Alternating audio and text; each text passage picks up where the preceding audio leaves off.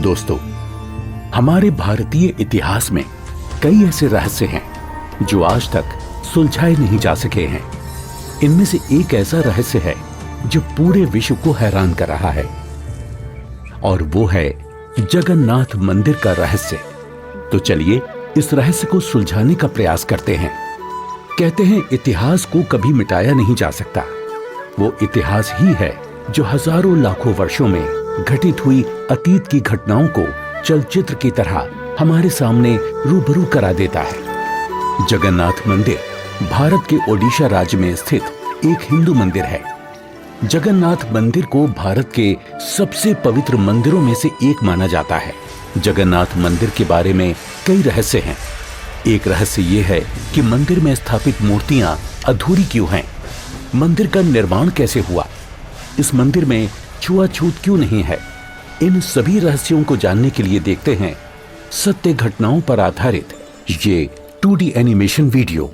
ईश्वर की लीला अपरंपार है और स्वयं पूर्ण परमेश्वर इस मंदिर के निर्माण में किस प्रकार शामिल रहे हैं, ये बात आज तक आमजन के लिए रहस्य ही रखी गई। आइए उस सत्य से रूबरू होते हैं और जानते हैं आखिर कैसे बना। उड़ीसा के तत्कालीन राजा इंद्रदमन, जो कि बहुत धार्मिक प्रवृत्ति के थे और श्री कृष्ण जी की इष्टतम रूप में पूजा किया करते थे। एक रात जब राजा इंद्रदमन आराम फरमा रहे थे, तब श्री कृष्ण जी उनके स्वप्न में आकर दर्शन देते हैं और उनसे कहते हैं,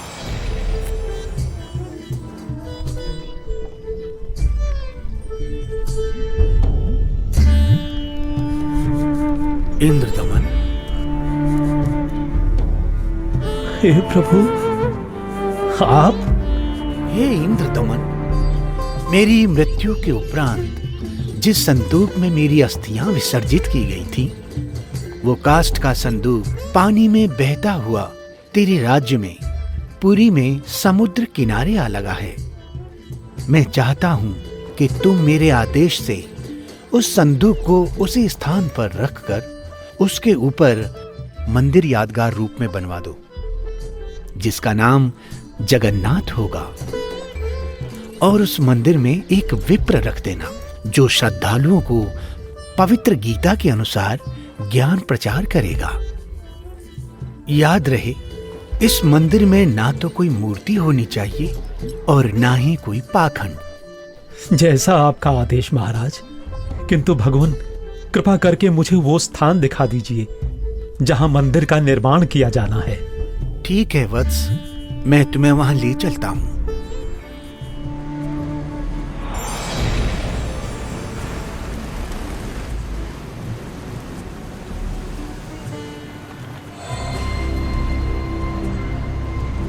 इंद्रदमन, यही वह स्थान है जहां तुम्हें हमारा मंदिर बनाना है।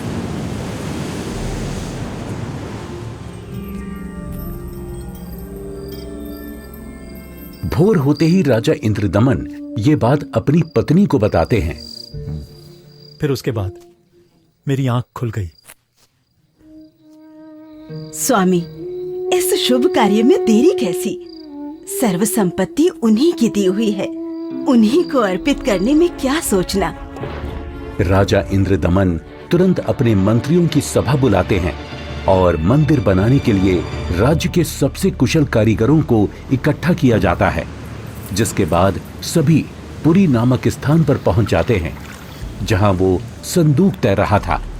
उसे निकलवाकर जमीन खोदकर संदूक दबा देते हैं।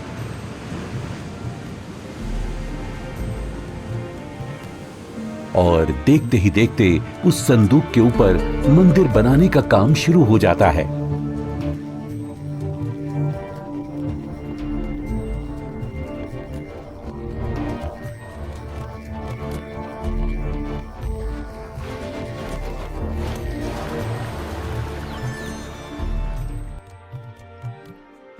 महाराज की जय हो। प्रभु श्री कृष्ण जी की दया से मंदिर बनकर तैयार है महाराज। राजन, बहुत सुंदर मंदिर बनकर तैयार हुआ है। सब श्री कृष्ण जी की पीछे कृपा। हट जाओ, पीछे हट जाओ सभी चलो। समुद्री तूफान आ रहा है। समुद्री लहरें इतनी ऊपर उठकर हमारी तरफ आ रही हैं। लहरें बहुत तेज हैं। भागो भागो, तूफान आ गया।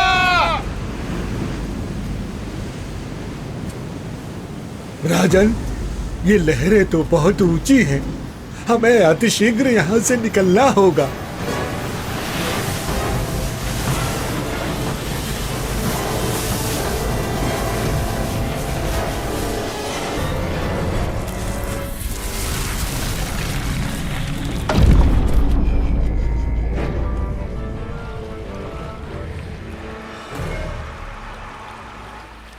हे भगवान, ये क्या अनर्थ हो गया। समुद्र की लहरों ने मंदिर को तहस नहस कर दिया है महाराज। जगन्नाथ मंदिर के तैयार होते ही समुद्री लहरों का आना और मंदिर को अपने आगोश में समा लेना, ये घटना सिर्फ एक बार नहीं अपितु 5 बार घटित होती है।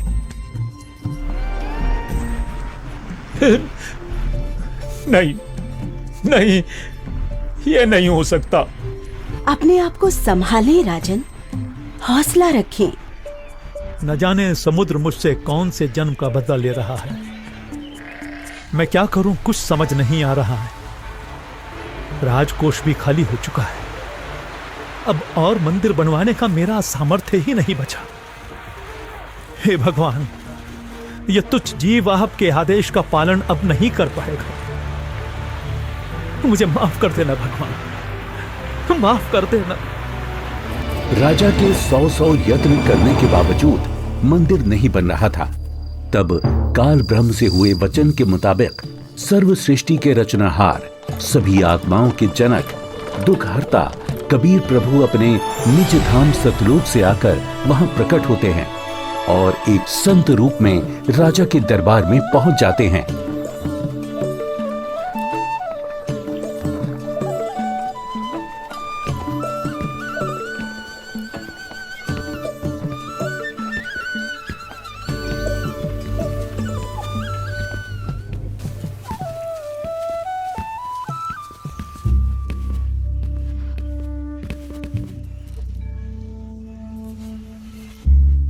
प्रणाम महाराज। प्रणाम। क्या बात है राजन, कैसे उदास बैठे हो? हे महात्मा जी, परमात्मा कृष्ण जी के आदेश से समुद्र किनारे मंदिर का निर्माण करवाया था, किंतु समुद्र ने उसे तोड़ दिया। अब की बार समुद्र नहीं तोड़ेगा, आप मंदिर बनवाओ। क्षमा करें महाराज, मंदिर 5 बार बनवाया है, परंतु 5 बार समुद्र ने उसे तोड़ दिया है। कोई बात नहीं इंद्रदमन, यदि मन बने तो मेरे पास आ जाना। मैं यहीं पास में पहाड़ी पर रहता हूं, वहीं पर मेरी कुटी है।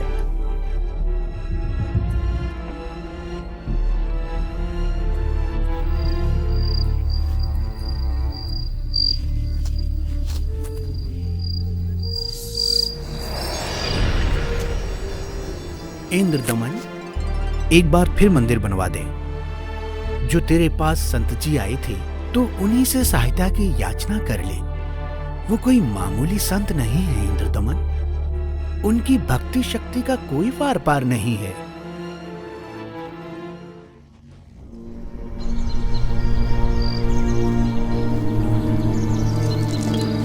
क्या हुआ महाराज? अभी अभी भगवान श्री कृष्ण जी ने दर्शन देकर मंदिर फिर से बनवाने को कहा है। अच्छा। और बताया है कि जो संत समुद्र को रोकने की बात कर रहे थे वो बहुत शक्ति युक्त हैं। मुझे उन्हीं के पास जाकर प्रार्थना करनी चाहिए। प्रभु कह रहे हैं तो आप मत चूको महाराज, प्रभु का मंदिर फिर बनवा दो। बनवाना तो मैं भी चाहता हूँ, किंतु अब तो राजकोष भी खाली हो चुका है। इस वक्त मैं धर्म संकट में फंस चुका हूँ। यदि मंदिर नहीं बनवाऊंगा तो प्रभु अप्रसन्न हो जाएंगे और मंदिर बनवाने के लिए धन भी शेष नहीं रहा। स्वामी, आप चिंतित ना हो।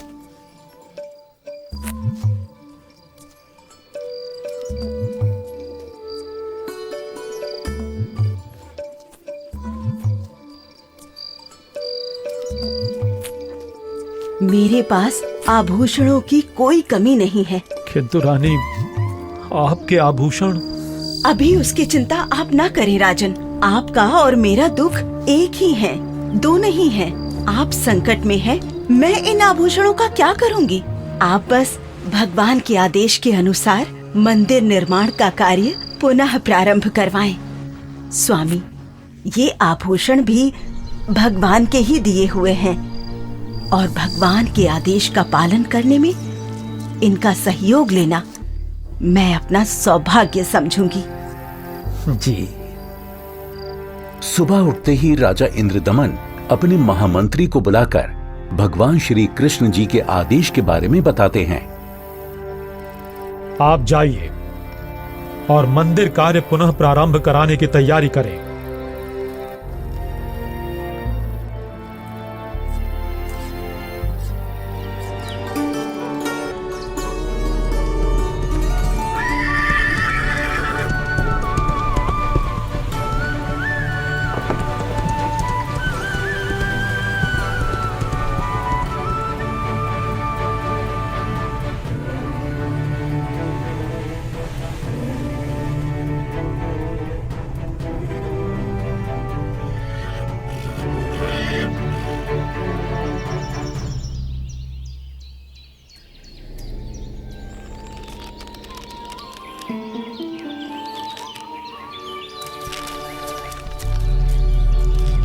प्रणाम ऋषि जी।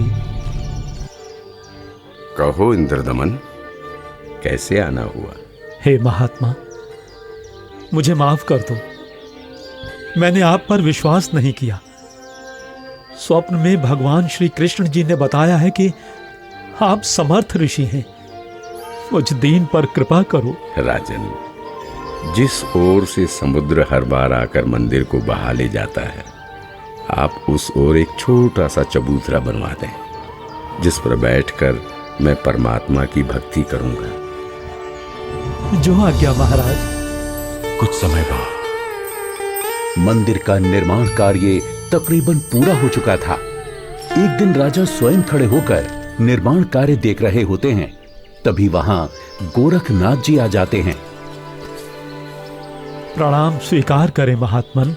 इंद्रदमन, आप भगवान का इतना सुंदर मंदिर बनवा रहे हैं, किंतु सुना है कि इस मंदिर में कोई मूर्ति नहीं लगा रहे। ऐसा क्यों? मुनिवर क्षमा करें। भगवान श्री कृष्ण ने स्वयं स्वप्न में आकर मुझे मूर्ति लगाने से मना किया है। राजन, सपना तो सपना ही होता है। आपको हमारे आदेश का पालन करना होगा। मंदिर में भगवान कृष्ण की मूर्ति की स्थापना की जाए। हे महात्मन, जैसा आपका आदेश। हाँ, और याद रहे, मूर्ति चंदन की लकड़ी से बनाई जाए। राजा ने अपने मंत्रियों को बुलाया और विचार विमर्श करने के बाद अन्य संतों से कहा कि राजन, अकेले भगवान का मन कैसे लगेगा? मंदिर में भगवान श्री कृष्ण जी के साथ साथ बलराम और सुभद्रा की मूर्ति भी स्थापित की जाए। राजा ने मूर्ति बनाने के लिए एक कुशल कारीगर ढूंढने की बात कही। मंत्रियों ने 3 कुशल कारीगरों को बुलाकर मूर्तियां बनवाना शुरू कर दिया।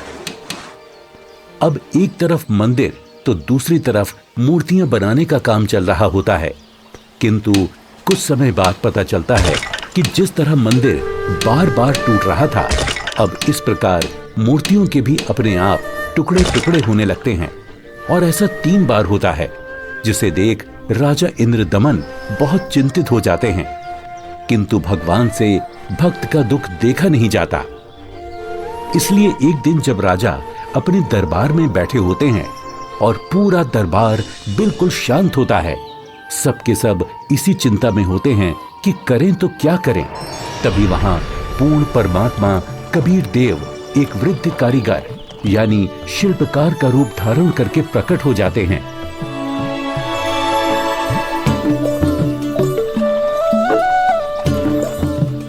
राजा से कहो कि मैं एक शिल्पकार हूँ और मूर्ति बनाना बड़े अच्छे से जानता हूँ।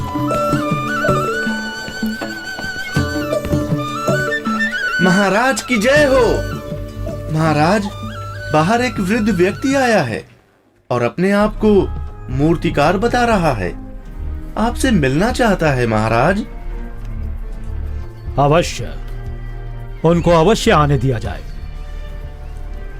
जो आदेश महाराज।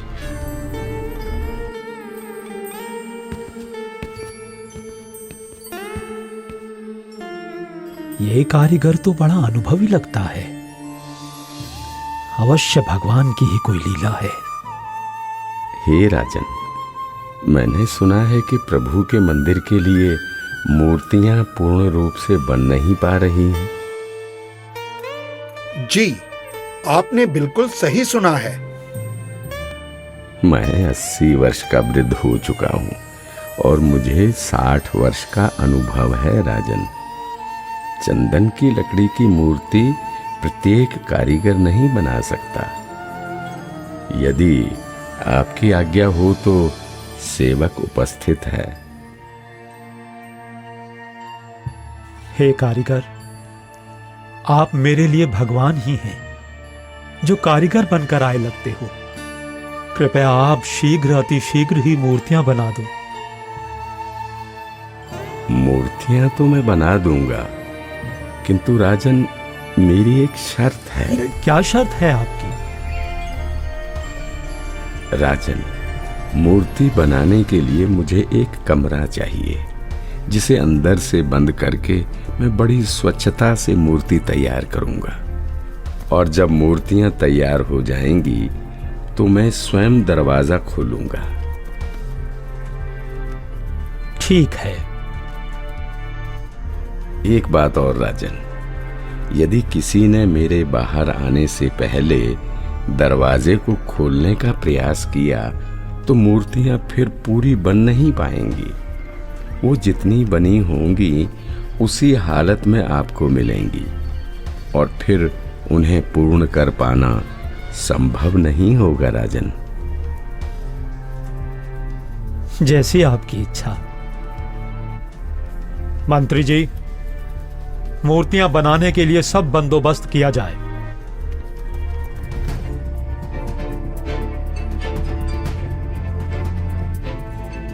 प्रणाम महात्मा जी। इंद्रदमन, मूर्तियां बनवाई क्या?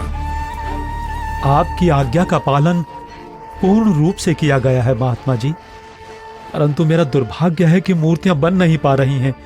बनते बनते ही सबके टुकड़े टुकड़े हो जाते हैं। मूर्तियां अवश्य बनवानी है राजन, अब बनवाओ।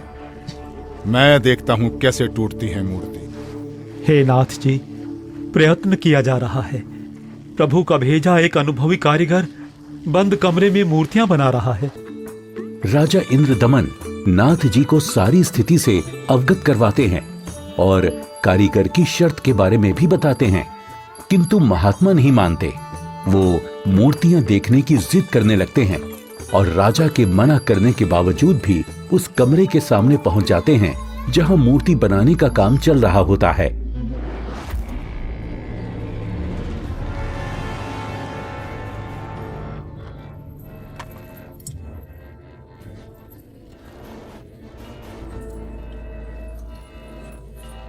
कारीगर, दरवाजा खोलो। दरवाजा खोलो कारीगर। मैं कहता हूं दरवाजा खोलो कारीगर, हमें मूर्तियां देखनी है।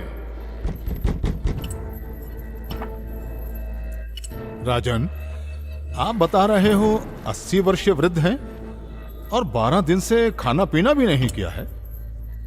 अब आवाज भी बंद है, कहीं कारीगर मर न गया हो। आप दरवाजे को तोड़वा दीजिए। राजा न चाहते हुए भी नाथ जी के कहने पर दरवाजे को सैनिकों से तुड़वा देते हैं।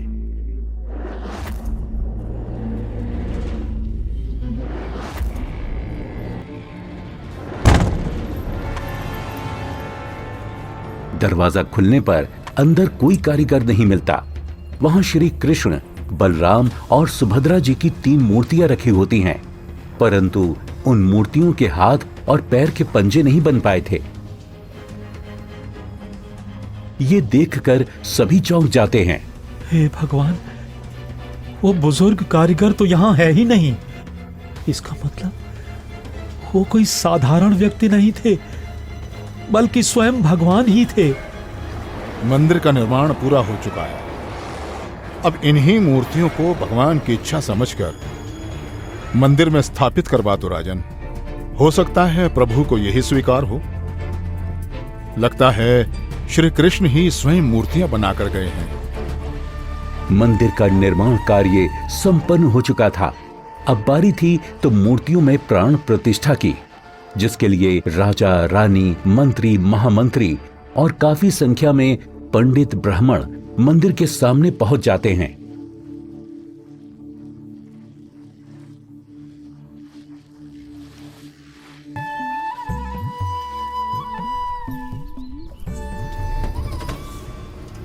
रे दुर्बुद्धि शूद्र, अपवित्र! देखता नहीं मंदिर का द्वार अपवित्र कर दिया तूने। शूद्र कैसे बन गई? भगवान ये कैसे हो गया भगवान? कैसे हो गया? प्रभु क्षुब्ध हो गई हैं क्योंकि मुख्य द्वार को उस शूद्र ने अशुद्ध कर दिया है, इसलिए सब मूर्तियों ने शूद्र रूप धारण कर लिया। बहुत बड़ा अनिष्ट हो गया राजन।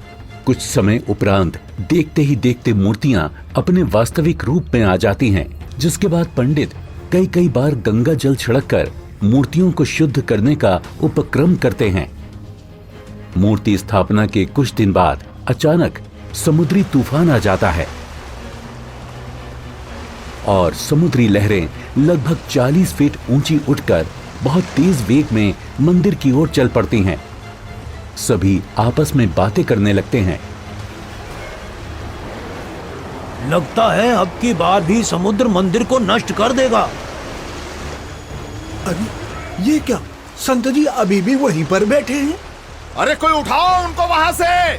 सभी चिल्लाते हैं, हट जाओ, हट जाओ वहां से, पीछे हट जाओ, समुद्री तूफान आ रहा है। हट जाओ, वहां से पीछे आ जाओ, महात्मा जी पीछे आ जाओ। अरे अरे अरे अरे अरे ये क्या हो गया? ये क्या हो गया? ये क्या हो गया? क्या होगा? महात्मा जी ने पानी को वहीं पर रोक दिया है राजन। लगता है अब की बार मंदिर बच जाएगा। महात्मा अवश्य ही कोई परम शक्ति युक्त है।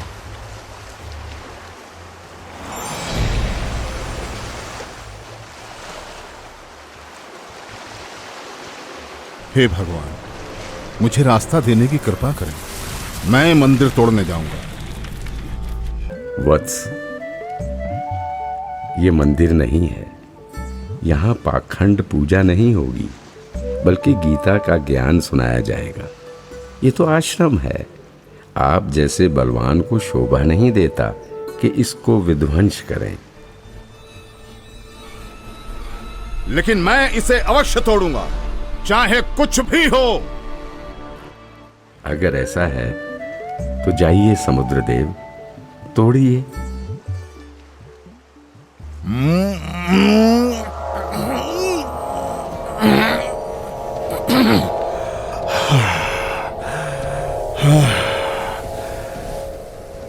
मैं आपकी शक्ति के आगे विवश हूं स्वामी। आपकी शक्ति अपार है। आप मुझे रास्ता देने की कृपा करें प्रभु। मैंने राजा इंद्रदमन को मंदिर की रक्षा का वचन दिया है। मैं मार्ग से नहीं हट सकता समुद्रदेव। आप ऐसा कुकृत्य क्यों करना चाहते हैं? जब ये कृष्ण त्रेता में श्री राम बनकर आए थे, तब इन्होंने लंका जाने के लिए मुझे अग्नि बाण दिखाए और मुझे भला बुरा कहकर अपमानित कर रास्ता मांगा था। लक्ष्मण, मेरा अग्नि बाण दो। लातों के भूत बातों से नहीं मानते। मैं ये मंदिर तोड़कर उसका प्रतिशोध लेना चाहता हूं। समुद्रदेव, प्रतिशोध तो आप पहले ही ले चुके हो। आपने तो समस्त द्वारिका पहले ही डुबो दी है। जी नहीं, अभी वो पूर्ण रूप से नहीं डूबी। कोई प्रबल शक्ति युक्त संत आने के कारण मेरा वो कार्य भी अधूरा रह गया और वो आधी ही डूब सकी, क्योंकि मुझे वहां पर किसी ने मानो बांध दिया है। वत्स, वहां भी मैं ही पहुंचा था और मैंने ही वो अवशेष बचाया था। अब जा, शेष बची द्वारका को भी डुबो ले, परंतु उस यादगार को छोड़ देना जहां श्री कृष्ण के शरीर का अंतिम संस्कार किया गया था। अन्यथा आने वाले समय में ये भ्रम पैदा होगा कि श्री कृष्ण की मृत्यु ही नहीं हुई। समुद्र, ध्यान देकर सुन। यदि फिर इधर मंदिर तोड़ने आया तो बात ठीक नहीं रहेगी। कबीर परमेश्वर के आदेश से समुद्र लगभग 1.5 किलोमीटर पीछे हट जाता है, जिसे देखकर वहां खड़े राजा, मंत्री, सैनिक और जनता सभी खुशी मनाने लगते हैं और जय जयकार करने लगते हैं संत रूप में आए कबीर परमेश्वर की। महात्मा की जय, महात्मा की जय हो, जय हो, जय हो, जय हो, जय हो।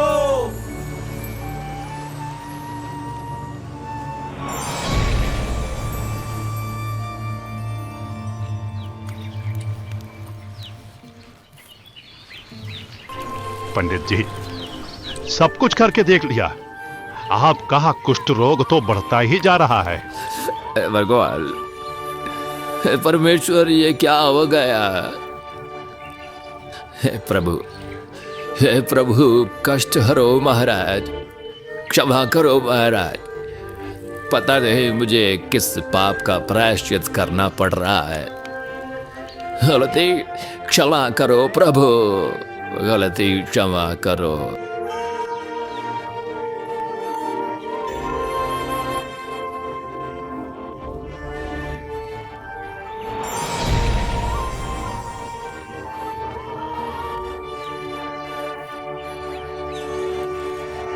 हे भक्त, तूने मुख्य द्वार पर खड़े एक संत को नीच जाति का समझकर धक्का दिया है।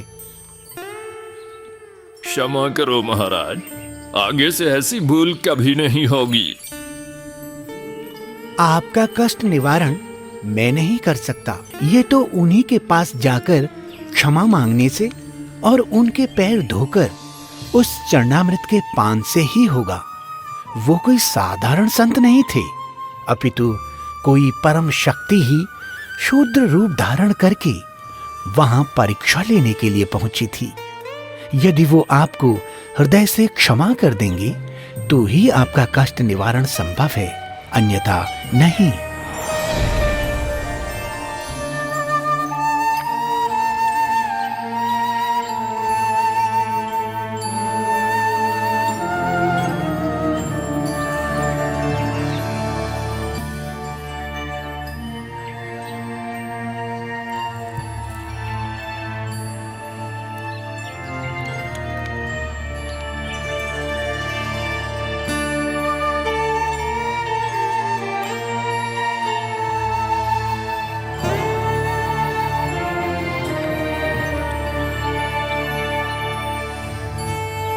सुना है कि पंडित जी ने प्राण प्रतिष्ठा वाले दिन जिसको धक्के मारकर मंदिर से बाहर गिराया था, भगवान श्री कृष्ण ने दर्शन देकर उन्हीं से माफी मांगने को कहा है।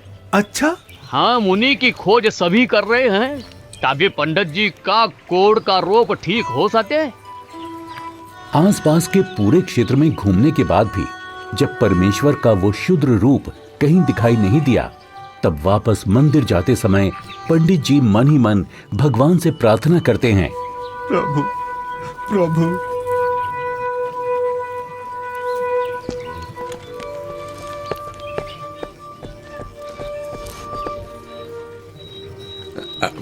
अरे अरे रुकिए पंडित जी, मैं शूद्र हूं, मेरे नजदीक मत आइए, आप भी अशुद्ध हो जाएंगे। आप ऐसा न बोले, मैं बहुत शर्मिंदा हूं भगवान। परवरदिगार, मेरा दोष क्षमा कीजिए, मुझ पर दया कीजिए करुणानिधि। क्या बात है पंडित जी, आप क्यों विलाप कर रहे हैं? महाराज, उस दिन मुझसे बहुत बड़ी भूल हो गई, मुझे क्षमा कर दीजिए प्रभु। ये नीच प्राणी प्रायश्चित करना चाहता है, अपने चरणों का जल देने की कृपा करें जिससे मेरा कोढ़ ठीक हो सके प्रभु।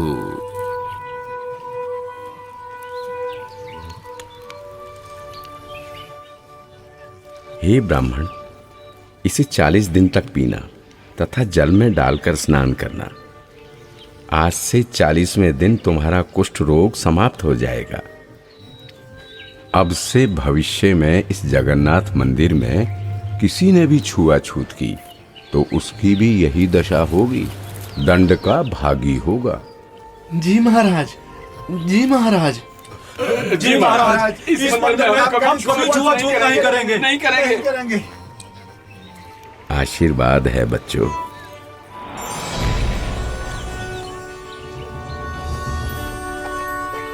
कहते हैं जगत का पेख ना पेख्या, धनी का नाम ना लेखिया। कोई कहता है कि मंदिर श्री कृष्ण जी ने बनवाया, तो कोई कहता है कि जगन्नाथ भगवान ने बनाया, लेकिन जो करने वाला था उसका कहीं नाम नहीं। खैर, वो परमात्मा अपने आप में ही पूर्ण है, वो किसी महिमा का मोहताज नहीं। तो आपने देखा कि किस प्रकार परमेश्वर कबीर देव जी ने संत रूप में प्रकट होकर समुद्र को रोककर जगन्नाथ मंदिर की स्थापना करवाई, कारीगर रूप में अवतरित होकर मूर्तियां बनाई और क्षुद्र रूप बनाकर मंदिर से छुआछूत जैसी बुराई को हमेशा हमेशा के लिए खत्म कर दिया। समर्थ का कार्य समर्थ ही कर सकता है। तो ये थी कहानी पुरी के जगन्नाथ मंदिर की, जिसे कबीर प्रभु ने बनवाया और हर वर्ग हर जाति के लोगों को समान अधिकार दिलवाया। जगन्नाथ मंदिर की सत्य कहानी का रहस्य संत रामपाल जी महाराज जी के मंगल प्रवचनों से लिया गया है। हम सभी संत रामपाल जी महाराज का कोटि कोटि धन्यवाद करते हैं, जिन्होंने हमारे शास्त्रों में छुपे गूढ़ रहस्यों को उजागर कर हमें सत्य से रूबरू कराया।